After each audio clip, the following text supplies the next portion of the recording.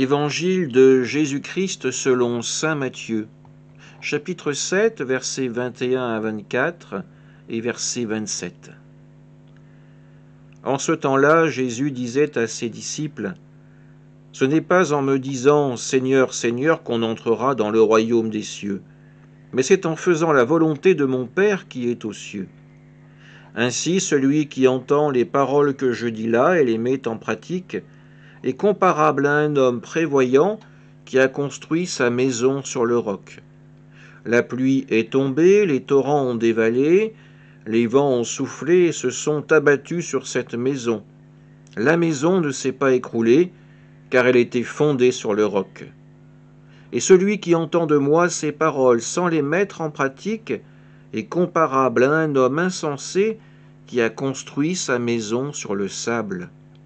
La pluie est tombée, les torrents ont dévalé, les vents ont soufflé, ils sont venus battre cette maison, la maison s'est écroulée et son écroulement a été complet.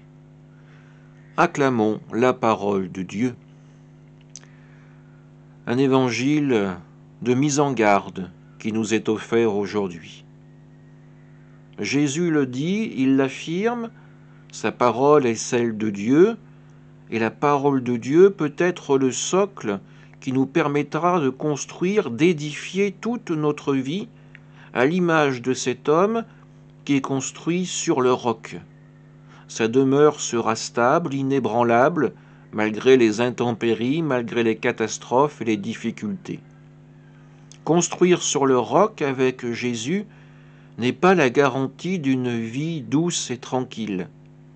Elle est la garantie d'une vie où nous serons accompagnés, aidés, fortifiés par la présence du Christ à nos côtés. Construire sa vie sur la parole de Dieu, c'est accepter de se donner des repères, de vivre selon l'Évangile, même si cela représente pour nous des difficultés, car nos péchés sont là, présents, et exigent que nous puissions vivre cette conversion afin de les dépasser, de renforcer les fondations qui sont l'Évangile, la présence de Dieu dans nos vies.